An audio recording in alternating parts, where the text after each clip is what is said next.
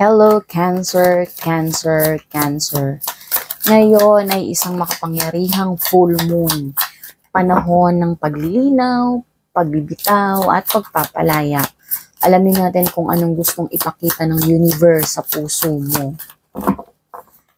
Paalala lang na ito ay isang timeless reading din na kung kailan mo panood ang video na ito is maaring doon ka pa makaresonate. So, simulan na natin. Ano ang naabot mo na or cycle na natapos na? Cancer, Cancer, Cancer. Cancer, friendship, no? Malamang sa inyo is merong friendship over na, no? Yun, ang sinasabi dito ay understand that a friend is in my life for a reason, no? So, yun lang, minsan may nagtatapos na pagkakaibigan, gano'n man yan katagal na, kalalim ng pinagsamahan ninyo, no, or saan na ba kayo nakaabot, no. Pero ganun talaga, may season din yung friendship ninyo, no, na maybe nagtapos siya, kasi nga, katulad ng sinasabi nito is may dahilan, no. Baka masyado ka nang nakarely kay friend mo, no, to the point na hindi mo na napapakinggan yung sarili mo or yung sole purpose mo is hindi mo na nagagampanan, no? Kasi alam mo na meron kang shoulder to lean on, no? Pwede din kaya siya natatapos ngayon is ano na, yung partners in crime, ganun na masyado ng hindi na balanse yung pagsasama na meron kayo, no? Which is hindi na nakakatulong para sa bawat isa sa inyo. So, wag mo lang itong i-take personally, no? Kundi, isipin mo palagi na, yun nga, for a reason, para yun sa ikabubuti mo, hindi mo man gusto ang mga pangyayari, no? Pero, isipin mo lang na yun ay pagbabalanse ng universe, no? Para sa inyong dalawa. And in due time, para naman sa, depende naman yan sa intention nyo, no, na kung paano kayo pagbubuklurin or kung pagsasamahin ulit kayo. Gano'n, no. Friendship is hindi lang din naman yan about friend mo, no. Minsan yung naging bahagi mo na relatives mo, ganyan, may malalim na part sa'yo, may pinagsamahan kayo, no. Family mo, gano'n na, natatapos na, no. Siguro meron lang kayong hindi pagkakaunawaan, no? Pero this time, tanungin mo yung sarili mo kung pinapakita sa iyo ngayon ng full moon na ano ba yung sinasabi ng higher self mo tungkol dito sa friendship na natatapos na. So yun, no? Cancer. Ano ba yung dapat mong bitawan tungkol sa sitwasyon na ito?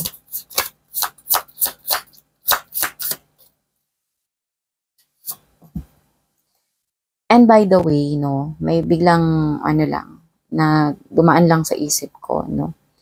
Minsan kasi natatapos yung isang friendship dahil yun nga yung katulad ng sinabi ko kanina, baka masyado ka na rin na nagre-rely sa kanya, na masyado mo siyang kilala kaysa sa mas kilala mo yung sarili mo.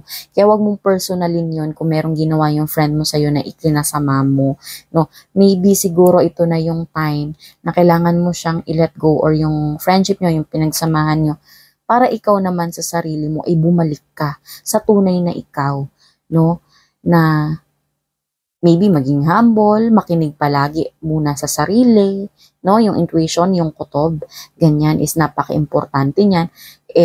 Dahil nga meron kang friendship na lagi mong naaasahan is lagi ka na lang nakikinig sa kanya.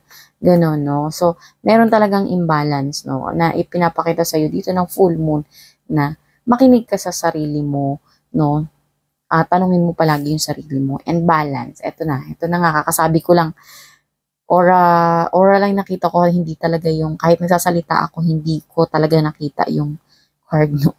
So, yun, balance, no.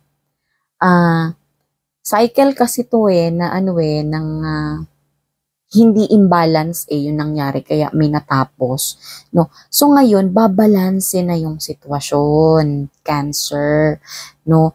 Eto na yung time na hindi ka lang pwedeng bigay ng bigay or hindi ka lang din tanggap ng tanggap. Kung ikaw, Cancer, ay nasa sitwasyon kaya natapos nito, evaluate mo yung sarili mo, Cancer, ha, na baka may imbalances na nangyari na baka tanggap ka lang din ng tanggap, no? So may narinig ka na parang nilibak ka or chinismis ka, tanggap ka na lang ng tanggap, ganun. Or pwedeng ikaw, bigay ka na lang ng bigay, kaya ikaw may nasabi ka, nakasakit ka, ganun, no? So, intindihin mo yung sitwasyon, no?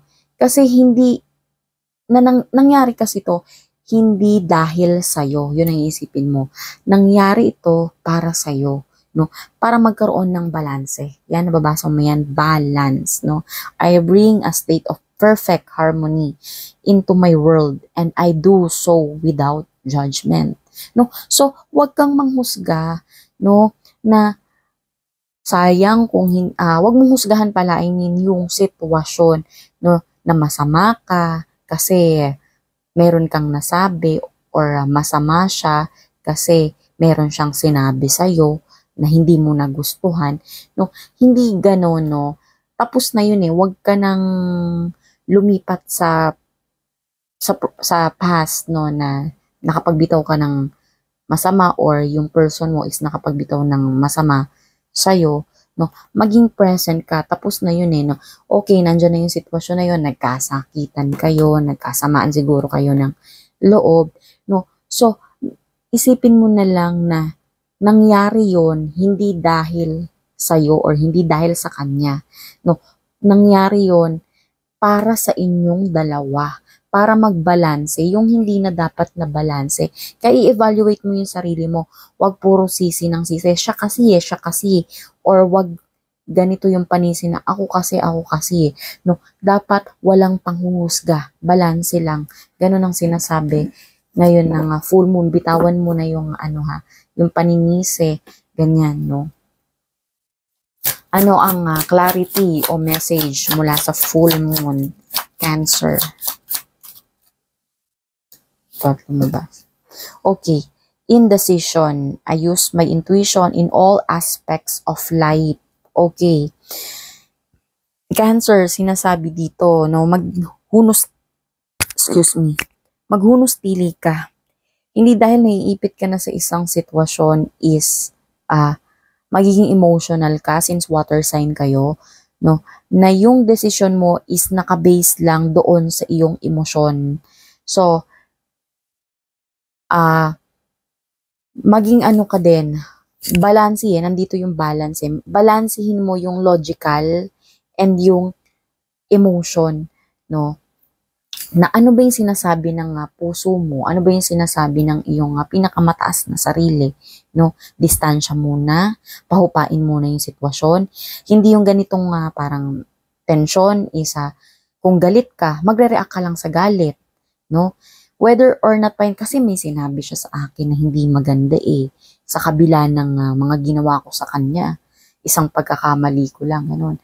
Or sa kabila ng mga naitulong ko sa kanya. Ngayon, isa lang ang pabor na hinihingi ko, no? Hindi niya ako mapagbigyan or vice versa, di ba? Pwedeng siya yung gumawa niyan sa'yo, no?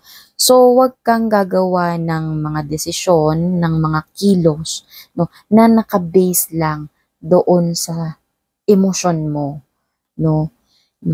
Malamang tensionado na yung inyong sitwasyon, no? Kasi may nag-friendship over, ganyan, no? Pero hindi mo kailangan magpalabas ng mga salita, no? Ang kailangan mo muna is iproseso yung nararamdaman mo. I-remind mo yung sarili mo, no? May narinig kang hindi maganda, ano yung na-feel mo? Tanungin mo yung sarili mo, no? Nagagalit ako, naiinis ako, okay, naiinis na naman ako, nagagalit ako, sumasama yung loob ko sa naririnig ko, no? Ayokong mag-react. Tama ba na mag-react ako ng hindi maganda? Tama ba na ipagtanggol ko yung sarili ko? O may ipalabas pa ako na makakadagdag lang ng apoy doon sa sitwasyon, no?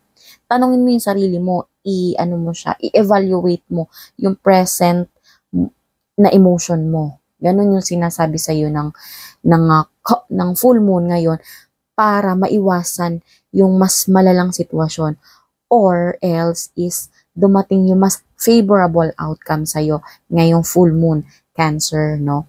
Yun. Yun yung reading mo for this week. For this full moon, no? Paalala lang na ito'y isang gabay lamang. Ikaw pa rin ang may hawak ng iyong kapalaran. So, mag-iingat palagi, Cancer. Thank you. Bye.